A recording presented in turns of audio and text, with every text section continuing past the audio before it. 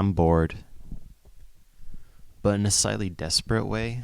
Like, I need to do something. There's like this anxious energy in my chest, and no matter what kind of fuel I throw upon it, it won't go away. So, anarcho-capitalism is an ideology that advocates for telling the free market to do whatever it wants, including selling everything sacred or killing the soul of anyone alive. I'm sorry, these motherfuckers are godless, and I am the atheist. I mean, kind of. God is a structure of the human mind, but it's also all-powerful. It's beyond the furthest reaches of man, yet to reach out for it anyway is holy and good.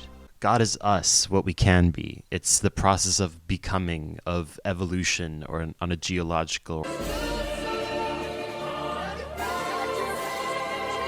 or an individual scale. Kind of how in egoism, the creative nothing is nothing, but it's always becoming something. Yeah, that's God, I guess. So really, it's much less like a person that's in the clouds, and more of an entity that has nothing about it, nothing definitive, other than it's better than you, and putting yourself in service to it grants you some of its holy wind that'll flow through you, to put it poetically. Goosebumps. Goosebumps is the defining feature of God.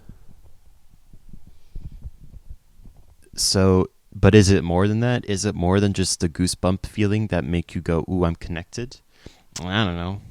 But the end result is the same. So I'm kind of procrastinating on doing work here. I have actual things I could be doing right now.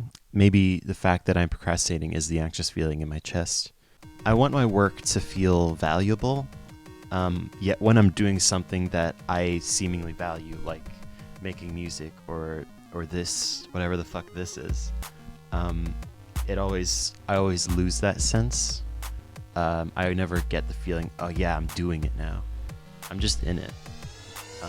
And when you're in it, it's harder to see like if this is actually what you want.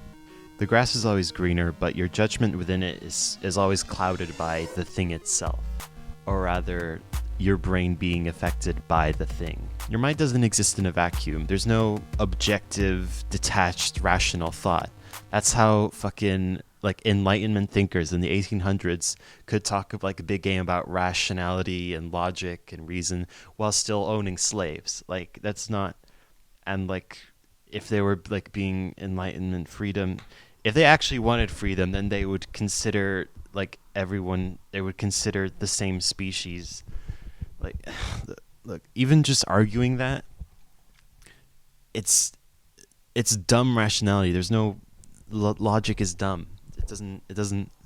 Logic is dumb. Your mind, like in itself, isn't like too much, but it's got a shit ton, and I mean a fucking shit ton of material that it's working with, and for some reason, through that ocean of material, we end up making the same patterns over and over again. And that's kind of cool. I like that. God, faith, framework, religion, like every mind kind of needs that, and it kind of like the monomyth, like that shit keeps appearing in history, like everywhere. Even egoists who put like themselves like above like frameworks, like they're if frameworks are God, then they view themselves as God, which is very basic, guys. They're still using frameworks. They're not frameworkless, because then you're just nothing. That's a mind who's in their ocean of material, just drowning. Look, okay, this shit is really confusing and kind of tiring. Like, can't being alive just be easy? Like, can't just having a mind be like really simple and understandable? I kind of wish that was the case. Or do I? No, actually. Having a mind is fucking crazy, and that's a good thing.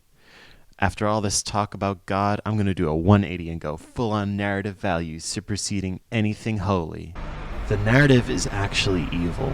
It's a force that will drag you to your absolute lows. They'll drag you down to fulfill the monomyth. In order to complete the hero's journey, one must fall, so the narrative will make you fall. It's a force that demands sacrifice. It's the framework for LARPers who struggle under the weight of their own unremarkableness. But you're not alone here.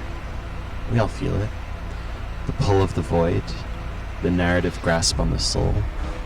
I think we, as people on the internet, are especially aware of this, are especially prone to viewing our lives as if it was told by a storyteller. But it yanks us closer and closer to the abyss. Every story has to end, and so you will, by your own hand. The end point of narrative view is death. It's an arm of the nothingness that calls you day in, day out. You cannot let the narrative sweep you away. You have to act for yourself, not the storyteller, not for the audience. The greatest heroes, if we're still concerned about those, were not concerned about their image. They lived, they made choices for themselves, they followed their bliss. They didn't need narrative view. You don't need narrative view. Hell, narrative view doesn't even need you. Let the stories come from the people around you when you're gone or not. You will live on without it. You will live better without it. So live. Move your body. Feel your muscles extend and contract. Move your fingers across each other. Feel the texture, every inch of it. Feel your mouth, your tongue resting snugly between your teeth, an unconscious taste that comes into focus.